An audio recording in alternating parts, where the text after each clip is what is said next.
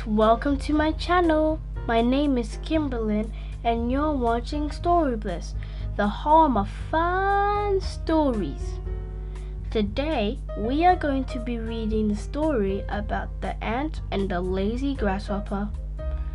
Make sure to hit that subscribe button and turn on the post notification to let you know whenever I post any new video. So without further ado, let's dive into the story.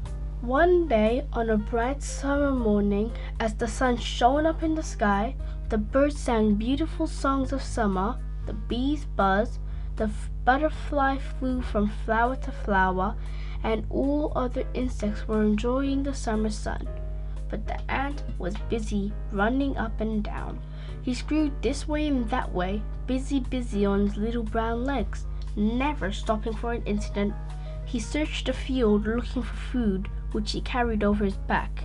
He gathered so many berries, nuts, barley, and wheat as he stuffed them all in his little brown sack. All those long summer days, the ant worked from the first light in the dawn skies to the fading sun at dusk. "What are you doing?" asked Grasshopper, swaying giddily in the waving grass. He looked down at the ant in astonishment. "I've watched you all day long," he remarked, "and you do nothing but work. Come on, sit back, put your legs up, and enjoy the sunshine while it lasts."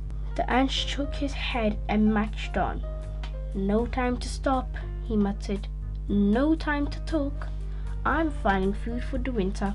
The grasshopper laughed. He leapt in the air and fluttered down again. Chirp, chirp, sang so loudly, soaking up the sunshine. "Oh, winter is months away. Poor ant," he pondered. "He doesn't know how to enjoy himself," he added, feeling bad for the ant. And so, while the ant worked, the grasshopper sang summer songs all day. He often watched the little insect with pity. Just once, the ant stopped in his tracks and spoke to the grasshopper again. "What will you do when winter comes?" he asked. "There won't be any food for you then, you know." The grasshopper smiled. "Why should I worry about winter now? I leave for today," he boasted. "You need to learn how to be happy and more carefree. You need to be more like me," he added. "Just you wait and see," muttered Ant. It seems as though the summer would last forever, as the days were endless, as the sun shines so bright, the flowers blossom, and food was everywhere. The grasshopper soon forgot about the little insect and all its funny ways. But then, slowly, all around him, things began to change. The days grew shorter, the nights grew colder, and there was chill nipping in the air. The flowers bowed their heads, the petals fell and were scattered on the ground. The trees waved their branches in the wind and tossed away their leaves. The grasshopper stood on the bank of the river and sang. He tried to sing his carefree songs of summer, but his notes hung in the air, long and halting. He wanted to hum with the bees who had buzzed from flower to flower, but they had gone. He wanted to sing with the birds who had danced and soared above him all summer, but they had flown away, calling goodbyes as they set off in search of the sun. And with each day passing by, the grasshopper found less and less food to eat. "What will I do when winter comes?" he began to wonder. And when winter came, it came quickly.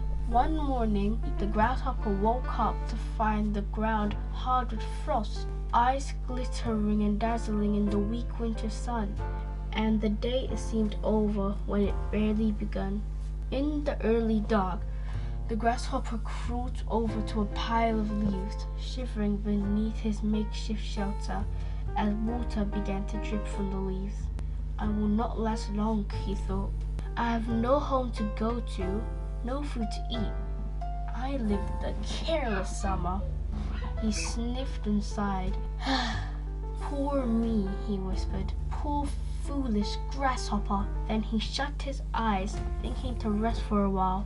but someone or something was tapping him and nudging him, trying to make him move. "Grasshopper, Grasshopper," came a voice. "Wake up, wake up!" Reluctantly, the grasshopper opened his eyes, and there was the ant waving his little legs, frowning at him fiercely. "You'd better come with me," he said. Grasshopper dragged himself up and followed the ant across the frozen ground. A light of snow was starting to fall, and soon large white flakes bigger than the ant himself drifted slowly down from the overcast sky. Everything was quiet, every sound muffled. Grasshopper wondered if he was in a dream as he followed the ant under the snow down a hole into the ground. As they went deeper and deeper into the warm, dry earth, the grasshopper could see tunnels stretching out in every direction, twisting this way and that way. He took a glance at the little room, bursting with food. "Oh, those are my store cupboards," said Ant with pride in his voice. At last they came to the room at the very end of the tunnel. It was low and round with a warm bed of hay on the ground. "I worked all summer collecting food and bedding for the winter. Now I'm safe and snug." Grasshopper hung his head in shame. "If only I had done the same," he said. Then, for the first time, the ant smiled at Grasshopper, saying, "Stay with me this winter. You can share my food, live in my house, and sleep in my warm, dry bed." "Thank you," cried Grasshopper. "I promise in the next summer I'll do the same as you. I'll work hard to find food. No more lazing around. I shall no longer chirp all day in the breeze. I'm a changed insect." The ant laughed so loud.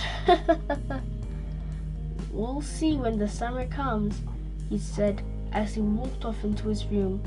When the next summer came, the grasshopper worked all day gathering food for the winter season, just like he said. The end.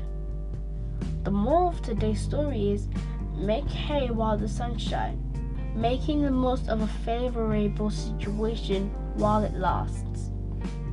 Bye guys! Hope you enjoyed today's story. Don't forget to hit that subscribe button and post notification button, and I will see you all in the next video.